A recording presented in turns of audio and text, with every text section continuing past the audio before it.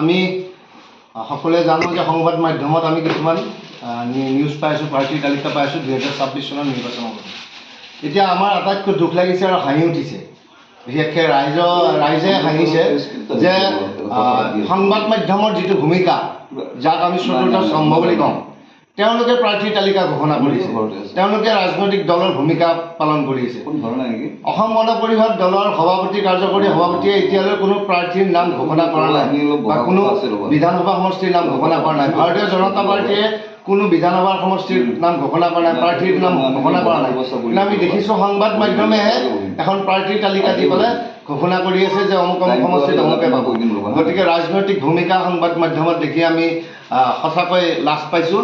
কিন্তু আমি এটা কথা, আমি দৃঢ় বিশ্বাস, আমি অসম গণ পৰিষদৰ সভাপতি অতুল বৰা, কাৰ্যকৰী সভাপতি কেশৱ মহন্ত, মাননীয় মুখ্যমন্ত্ৰী হিমন্ত বিশ্ব শৰ্মাৰ প্ৰতি আমাৰ পূৰ্ণ আস্থা আছে আৰু আত্মবিশ্বাসত আমি কৈছোঁ যে এই কথা যে ৰমেন্দ্ৰ নাৰায়ণ কলিতা বাহিৰে এটা কোনো বিকল্প নাম নাই। মধ্য গুৱাহাটী সমষ্টিটো হ'ল আমাৰ অসম গণ পৰিষদৰ দুৰ্গ।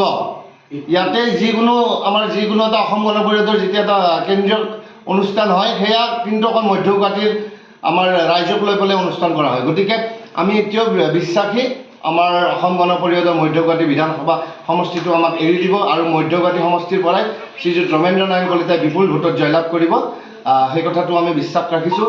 কিন্তু সেইখিনিতে এটা কথাই ক'ব বিচাৰোঁ যে যিটো সময়ত কিছুমানে যদি এনেকুৱা কথা ভাবিছে যে শ্ৰীযুত ৰমেন্দ্ৰ নাৰায়ণ কলিতাক টিকটৰ পৰা বঞ্চিত কৰিম, তেওঁলোকে মনত ৰখা ভাল। কিন্তু ৰমেন্দ্ৰ নাৰায়ণ কলিতা আমাৰ মধ্য গুৱাহাটী সমষ্টিৰ ৰাইজৰ আৱেগ, ৰাইজৰ মৰম, সকলোৰে হৃদয়ত আছে। মধ্য গুৱাহাটী সমষ্টিৰ পৰা তেখেতে 30 বছৰ বিধায়ক হ'ল। গতিকে এজন অভিজ্ঞ ব্যক্তি, অতি সাধাৰণভাৱে চলা ব্যক্তি, সেই ব্যক্তিজনে যদি 30 বছৰ জয়লাভ কৰিব পাৰে, এতিয়া কিন্তু একদম ঘাগু কোনোবাই যদি খেলিব আহে তেওঁলোকক কিন্তু হৰুৱাই দিব পাৰে।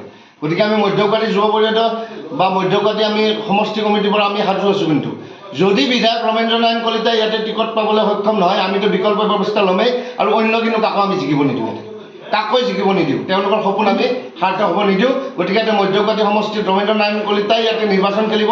আমি নকওঁ ক'ৰ পৰা খেলিব, কেনেকৈ খেলিব, কিন্তু তেখেতে খেলিব আৰু বিপুল ভোটত জয়লাভ কৰিব। আমাৰ স্পষ্ট কথা, ৰমেন্দ্ৰ নাৰায়ণ কলিতা বিহীন মধ্য গুৱাহাটী সমষ্টি কেতিয়াও হ'ব নোৱাৰে। ইয়াতে মধ্য গুৱাহাটী সমষ্টিত ৰমেন্দ্ৰ নাৰায়ণ কলিতাই টিকট পাব, জিকিব। এইখিনি আমাৰ অসম গণ পৰিষদক মধ্য গুৱাহাটী সমষ্টিত টিকট লাগিবই। মই বাৰে বাৰে কৈছোঁ, অসম গণ পৰিষদৰ এইটো দুৰ্গ। পশ্চিম গুৱাহাটী সমষ্টিৰ পৰা যিটো কাটি পেলাই মধ্য গুৱাহাটী সমষ্টি হৈছে, এইটো আমাৰ দুৰ্গ। অসম গণ পৰিষদৰ এটা লাখ কৰ্মী আছে। আজি কিছুদিন আগতে সংকল্প সমাৰোহ পাতি গোটেই অসমক দেখুৱাই দিছে, লাখ কৰ্মী ইয়াতে জমা হৈছে। তাৰপিছত কি ভিত্তিত সংবাদ মাধ্যমে তেওঁলোকে ৰাজনৈতিক ভূমিকা গ্ৰহণ কৰিছে? কাৰণ মই বাৰে বাৰে কৈছোঁ, কোনো অসম গণ পৰিষদৰ সভাপতি, কাৰ্যকৰী সভাপতিয়ে এতিয়ালৈ কোনো প্ৰাৰ্থীৰ তালিকা ঘোষণা কৰা নাই, ভাৰতীয় জনতা পাৰ্টীৰ পৰা কৰা নাই। সংবাদ মাধ্যমে কেনেকৈ গম পালে যে ইয়াতে অমুক সমষ্টিটো অসম গণ পৰিষদে পাব, অমুক সমষ্টিটো ভাৰতীয় জনতা পাৰ্টীয়ে পাব? গতিকে আমাৰ লাজ লাগিছে, যিটো সংবাদ মাধ্যমক আমি যথেষ্ট সন্মান কৰোঁ, আমি গণতন্ত্ৰৰ চতুৰ্থ স্তম্ভ বুলি কওঁ, তেওঁলোকে ৰাজনৈতিক ভূমিকা কিয় পালন কৰিছে? আৰু এনেকুৱা নহয় যে এতিয়াও বহুত সাংবাদিক আছে, সংবাদ মাধ্যম আছে, তেওঁলোকেও বেয়া পাই আমাক ফোন মাৰিছে যে আমি গম পোৱাত কোনো প্ৰাৰ্থী তালিকা ঘোষণা হোৱা নাই, কোনো সমষ্টি ঘোষণা হোৱা নাই। কিন্তু কিছু সংবাদ মাধ্যমে কাৰ কথা শুনি কেনেকৈ এইবিলাক তেওঁলোকে দি আছে যে অমুক সমষ্টিত অমুকে পাব, সেইটো আমাৰ হাস্যজনক হৈছে। গতিকে মই শেষবাৰলৈ কৈছোঁ, এয়া অসম গণ পৰিষদৰ এইটো দুৰ্গ সমষ্টি আৰু এই দুৰ্গ সমষ্টিত আমি বেহাল ৰাখিম। আগন্তুক দিনত মধ্য গুৱাহাটী সমষ্টিত বিপুল ভোটত শ্ৰীযুত ৰমেন্দ্ৰ নাৰায়ণ কলিতাই জয়লাভ কৰিব।